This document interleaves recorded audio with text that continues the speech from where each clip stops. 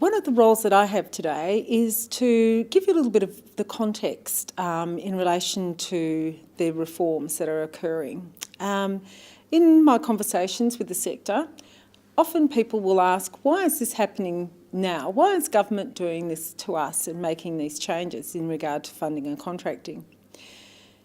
The reality is that this is not something that is being done to us. This is something that has been part of a long discussion. So I would like to now give you a little bit of the context of how we got to this point today. So why is this procurement reform happening? In around 2008, there was a cross-government 3% cut that was proposed and initiated by the then state government. And as a consequence of that cut, the state government asked a group of leaders within the state government to take a look at how government was operating. And this group formed what they call the Economic Audit group. And they basically, their task was to look at not only the government sector, but how the state government sector was interacting with the not-for-profit and the private sector. And they undertook a process across 12 months where they conducted research and focus groups and, I guess, analysed some of the work that was underway. As a consequence of this, the not-for-profit sector, in hearing that there was potentially a 3% cut being applied across government, there was, I guess, a little bit of apprehension around what might really be the impact of such a 3% cut and how that might affect our not-for-profit sector. So, being the peaks and WACOSS, the sector got together and began to look at what was really occurring and what was happening. So, through our own frameworks, our own decisions and peak bodies, the discussion around what that 3% was going to look like and the concern in regard to, I guess, our sector and its sustainability. There is no surprise to you that our sector has in some ways been underfunded, and we've for a long time fought very hard in relation to trying to raise awareness of the impact of that 3% or the impact of those the issues of underfunding upon our sector. So at the same time as the Economic Audit Group came together and began to look at how state government is interacting with the two sectors, the not-for-profit sector and the private sector, the not-for-profit sector came together and began looking at the whole issue around sustainability of the not-for-profit sector. Now, the 3% discussion occurred in 2008. The Economic Audit Group came together, and by 2009 they actually finalised a report which was produced in October 2009.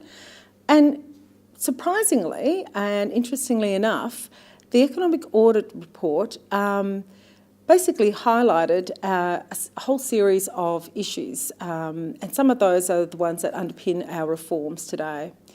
That included the sustainability of the sector, the way state government interacted with our not-for-profit sector in relation to the relationship that it has, and the levels of cooperation and collaboration that occur. The report, which is quite a lengthy report, and I'll encourage anyone to identify that report at the Department of Premier and Cabinet's website, but the report made a series of recommendations. Under that report, it identified that the not-for-profit sector was indeed underfunded, that the not-for-profit sector was a rich and diverse sector that essentially would work very well if if state government and its relationship that it had with the sector operated on a different level, on a more mature basis. Also that there was concern raised in that report in the way the sector was funded and the way grants operated, and how in fact some of that actually reduced the capability of the sector. So in in effect, the Economic Audit Report was received very favourably by the not-for-profit sector.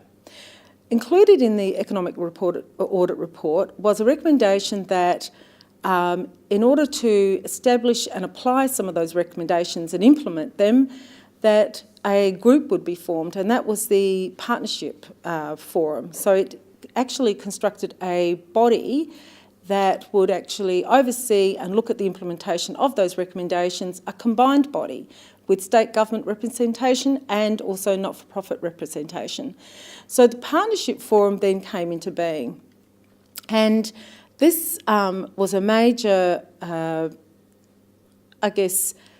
dynamic, and to this day is seen as a strength in relation to our not-for-profit sector's relationship with state government. So the Partnership Forum is an interesting group that looks at the policy planning and delivery of community services in Western Australia. And its primary focus is to look at how could these services be better delivered to look after the community of Western Australia, and to work with the not-for-profit sector in implementing the changes and the recommendations that are contained in the Economic Audit Report. But the Partnership Forum brings together leaders from our peaks and also leaders from state government, and also some of those who are involved in the operations of community services sector. And it basically has been undergoing a whole conversation around how can we apply this? How can we improve the sustainability of the community services sector? How can we improve our relationship that we have with our not-for-profit sector to a more mature and collaborative relationship? How can we reduce some of the red tape that has effectively occurred through some of the processes and reduce that so the community services sector can actually operate a lot better and more effectively support the community services sector in its diversity and its delivery of services. So through the Partnership Forum, the whole discussion around funding and contracting has occurred. So the reforms that are that exist today under the Delivering Community Services in Partnership policy, and the reforms that have come out of that have actually been part of a long discussion, a discussion that has occurred between the not-for-profit sector and the state government. And the other element that comes in here is very much about building the sustainability. The not-for-profit sector peaks were concerned in regard to the sustainability of the sector, and they had identified that a 30% increase, a balance, needed to be made up for the shortfall that had occurred over the years through the other grant arrangements, needed to be looked at. So in that conversation, we have what occurred were discussions around improving the funding that the not-for-profit sector was receiving, and in that there was discussions around Component 1 and Component 2. So Component 1, you may all be aware of the 15% that was applied. Is made up of what we call Component 1, which is the 15%, which was released last year. And there's also a Component 2, which we're soon to receive in around October 2012. So the Partnership Forum has, over this time, been looking at how do we implement some of the changes, how do we improve the sustainability of the sector, how do we make up for that shortfall in funding, how can the relationship be more matured and cooperative and collaborative, and the Partnership Forum reflects that. So the key objectives of the Partnership Forum are, I guess, basically focusing on improving the outcomes for the not-for-profit sector and ensuring that the community of Western Australia receive the services that they need in order for the not-for-profit sector to, I guess, fulfil its role. There's also the objective of development of sustainable funding and contracting. So to enable, I guess, more of a dialogue, more of a discussion around what are the needs of the sector in order for it to fulfil its role in delivering of services, and also to give the opportunity for a conversation to be had rather than in the previous style of grants operations. It was very much, this is what we want you to do and this is how much funding we're going to provide for you. Our sector now has the opportunity to, I guess, build into its operations a more, better priced, a more sustainable price in the delivery of its services. The other objective is promote social innovation, and in that we have the state government has released what they call the Social Enterprise Fund and made available $10 million across a period of time for the sector to be able to access and to encourage it with social enterprise. It has also created the Social Innovations Funds, which is another series of grants available. In regard to the other objective, reduce the admin burden, some of that work hasn't, it's only recently come under discussion at the Partnership Forum, and through that it is hoped that people will be looking at, the amount of data and information that's required, and also the contractual requirements and the monitoring and reporting of service delivery. And looking at the area of reducing the red tape, but there is still a lot of work in that area that needs to be done. And really what that's going to look like is a little bit, hasn't been defined at this point in stage in time.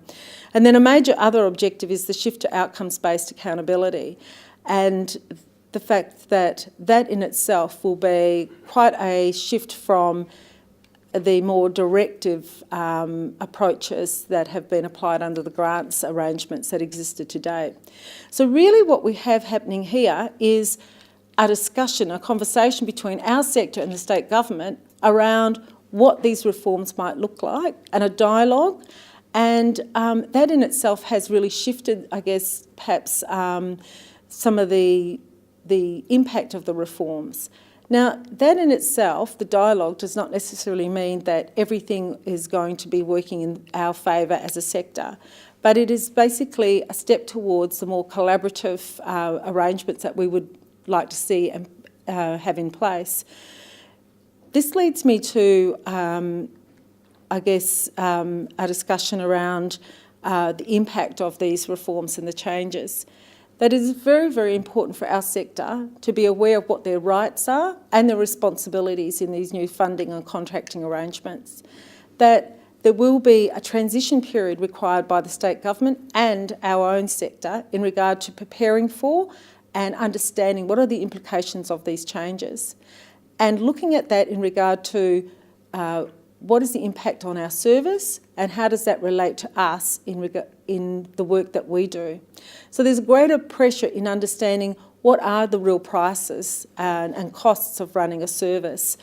What ways will we be able to measure that we're actually achieving the outcomes that have been we've agreed to? And do these outcomes really reflect the needs of the clients that we're working with? And what is our contribution in regard to that particular outcome and the achievement of that outcome? So the reforms, the partnership, the sort of process of the funding and contracting makes up one element of a whole series of reforms that are occurring and taking place at a state level. And the vehicle by which the partnership, the vehicle by which those discussions occur are the Partnership Forum. And I really want to encourage and highlight to those who are involved in delivering services and are involved in the boards and who are CEOs of services to participate in this conversation, to be aware of the Partnership Forum as a vehicle by which you can input, by which you can share views, and also to be aware of the changes and the likely impact of some of the reforms, because this is a very important time for us as a sector to build our sustainability, to understand really what does it cost for us to deliver our services, and to ensure that we have viable operations into the future. Which leads me to the state budget. A couple of points that I need to make here. I mentioned earlier around Component 1 and Component 2. As I indicated, there was the not-for-profit sector back in 2009 around looking at what does our sector need to be sustainable, identified a 30% shortfall. The state government identified a 25% increase in regard to funding and agreed that this funding would be spread over 4 years. Component 1 was delivered last year, and there were, I guess, not a lot of criteria around what Component 1 would look like and what was required of services to be able to access that. So it went out to the sector. We know that there were potentially positives and negative impacts in regard to that. Some organisations applied the 15% increase across the board, and which meant that we had workers who were, I guess, had a salary increase, but for some of those organisations, the impact of allowing for that 15% meant that there were negative consequences to that organisation. And we have had organisations actually having to close their doors because of their financial constraints in which they operate. On the other side of the scale, we have federal and state workers. We may have state workers, some being paid the 15% increase, and we have others on federal government programs without the 15% increase, yet performing the same duties. In other organisations, they chose to use the 15% to build the sustainability of the organisation in a different way, and maybe applied the 15% to other needs that occurred within their organisation.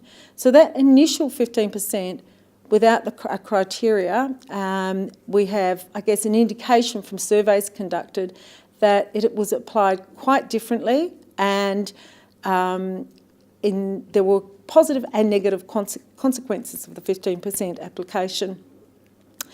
So when we're looking at our sort of areas of fairer and more just wages for our not-for-profit employees, it is quite a complex thing. We've also looked at the indexation policy, and the decisions on that are coming through, and some of that will be built into some of the contracts to ensure that we have index payments that are part of our funding or contracting arrangements. We have the next sort of 10% that makes up Component 2 to be delivered in October, and currently our state government agencies are actually consulting with their services and developing what they call an agreement plan. And that plan is to, I guess, provide some feedback to those line agencies and recommendations in regard to how the next Component 2 will be applied. We do know that the Component 2 will support where we have vulnerability in our sector, and where there may be issues around sort of regional, or those who perhaps weren't able to access some of the 15% in the first round. So there will be decisions made around that. So I want to highlight the fact that the Component 2 is coming, that through the discussions that are occurring with agencies, that your input in relation to your own service needs are actually being gathered, and that is actually being put into a plan and will actually guide some of the decisions being made in regard to the next Component 2 line of funding. So the state budget, which I guess in its initial 2011 application, has gone a long way to supporting our sector, and I would like you all to be aware of some of the implications of the Component 2. So finally, the Delivering Community Services in Partnership policy and the reforms that exist there. The funding and contracting reforms are a major shift in how our not-for-profit sector works and operates with our state government. There are opportunities there, and there are also potentially some difficulties in the road ahead. The devil is always in the detail. I encourage all our sector services to get involved, to have a look at what's the likely impact, to take time to consider some of these changes, and to look at the elements that they as an organisation need to be taking on board and to be thinking around their own viability and sustainability for the future.